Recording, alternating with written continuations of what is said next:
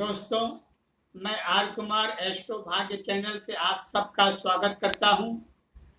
आज दोस्तों हम शनि देव की दृष्टि पर बात करेंगे। शनि देव की दृष्टि में जो दोष है उस पर चर्चा करेंगे।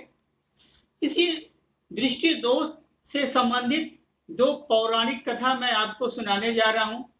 इससे आप बहुत अच्छी तरह समझ जाएंगे दृष्टि दोष। दोस्तों, कैलाश पर्वत पर माता पार्वती ने अपने लिए सोने का महल बनवाया था और महल बनने के बाद जब माता पार्वती को ये पता लगा कि शनि देव कैलाश पर्वत पर आने वाले हैं तो वो बहुत ज़्यादा व्याकुल हो गई, क्योंकि माता पार्वती को ये पता था कि शनि देव की दृष्टि अगर हमारे महल पर पड़ी तो ये जलकर भस्म हो जाएगा। लेकिन दोस्तों, शनि देव की ऐसी कोई मंशा थी नहीं। अगर वो कैलाश पर्वत पर आते तो भी शायद उस महल को जलने नहीं देते, अपनी दृष्टि उस पर नहीं डालते। लेकिन माता पार्वती की आशंका जो थी वो यही थी। चूंकि नियति को मंजूर नहीं था कि माता पार्वती सोने के महल में रहें, क्योंकि भगवान शंकर अगर गृहस्थ जीवन जी रहे थे तो भगवान शंकर वैराग्य जीवन भी जीते हैं। ये और वैरागी होने के नाते भगवान शंकर के लिए ये कोई बहुत ज़्यादा महत्वपूर्ण नहीं है कि उनको आराम और विलासिता पसंद है या उनको चाहिए। हमारा कहने का मतलब ये है कि पार्वती देवी के महल में आग का कारण ही शनि देव बने। दूसरी एक पौराणिक कथा और हम आपको सुना रहे हैं। रावण ने शनि देव को बंधक बनाकर लंका में रस्सी से उल्टा टांग रखा था। जब हनुमान जी सीता जी की खोजते हुए लंका पहुंचे तो उन्होंने शनि देव को देखा कि ये उल्टे लटके पड़े हुए हैं। जब हनुमान जी लंका को आग लगाने के लिए सोच रहे थे तभी उनकी बुद्धि में ये आया कि अगर हम शनि देव के दृष्टि को लंका की तरफ घुमा दें तो सारी लंका जल जाएगी। और हनुमान जी ने ऐसा ही किया। उन्होंने शनि की दृष्टि को लंका की तरफ मोड़ दिया, जिसका कारण ये हुआ कि लंका जलकर भस्म हो गई। उसके बाद हनुमान जी ने शनि जी को वहाँ उद्धार किया, उनको छुड़ाया। और शनि देव इसी बात से प्रसन्न होकर हनुमान जी से बोले कि हे प्रभु, हमारे द्वारा जो लोग कष्ट पा रहे हैं या जो लोग दुखी हैं वो अगर आपकी पूजा आराधना करेंगे, आपका दर्शन करेंगे तो उन लोगों को हमारे तरफ से कोई भी कष्ट या दुख नहीं भोगना पड़ेगा। और इसीलिए दोस्तों, शनिवार के दिन जो लोग हनुमान मंदिर में हनुमान जी का दर्शन करते हैं, उनकी पूजा अर्चना करते हैं, उससे शनि देव का जो कष्ट है वो कम होता है।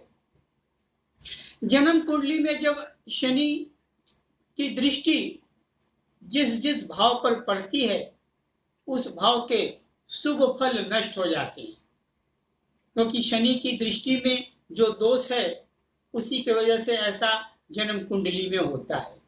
लेकिन शनि जहाँ पर बैठते हैं, जिस भाव में बैठते हैं या जिस घर में बैठते हैं, उस घर की तो वृद्धि होती है। लेकिन शनि की 3 दृष्टि है। तीनों घर पर जब उनकी दृष्टि पड़ती है और उस दृष्टि में अगर ग्रह भी आ जाते हैं तो वह ग्रह भी अपना शुभ फल देने में असमर्थ हो जाते हैं। यहाँ पर एक एग्जाम्पल हम ले रहे हैं। सपोज कीजिए मकर लग्न की कुंडली है। मंगल जो है वो मकर लग्न में ही बैठा हुआ है और शनि एकादश भाव में बैठे हैं जो यहाँ की वृश्चिक राशि है। शनि की दृष्टि मंगल पर पड़ रही है। शनि मंगल के घर में ही बैठे हैं और मंगल मकर राशि में बैठे हैं, जो कि शनि का घर है। वो शनि की दृष्टि जब मंगल के ऊपर पड़ती है तो मंगल का जो अपना शुभ फल है, जबकि मंगल मकर में उच्च का होता है, वो बहुत कुछ देता अगर शनि की दृष्टि नहीं पड़ती। लेकिन ऐसे केस में मंगल का जो शुभ फल है वो नहीं मिलता है। बल्कि होता यह है कि मंगल की अगर मंगल की महादशा आई तो उस केस में अगर जातक कोई नौकरी कर रहा है तो उसके नौकरी जाने का भी डर बना रहता है। कोई व्यापार कर रहा है तो उसमें बहुत बड़ा नुकसान होने का खतरा होता है। मकर लग्न में मंगल जो है वो चौथे घर का मालिक होता है, जहां से हम भूमि और मकान के प्राप्ति का सोचते हैं, वो भी नहीं मिलता है। मंगल एकादश भाव का मालिक होने पर भी धन का लाभ नहीं कराता। कारण सिर्फ यह है कि मंगल के ऊपर शनि की दृष्टि है। दोस्तों, शनि की दृष्टि के दोष के लिए लोग शनि मंदिर में जाते हैं, शनि की पूजा आराधना करते हैं। लेकिन हम यहाँ एक चीज बताएंगे कि इस चीज का जातक ध्यान रखें। जब वो शनि मंदिर जाते हैं तो शनि की दृष्टि से उनको अपनी दृष्टि कभी मिलानी नहीं चाहिए। अगर ऐसा होता है तो उनको अशुभ फल का ही मुंह देखना पड़ेगा, उनको शुभ फल कभी प्राप्त नहीं होगा।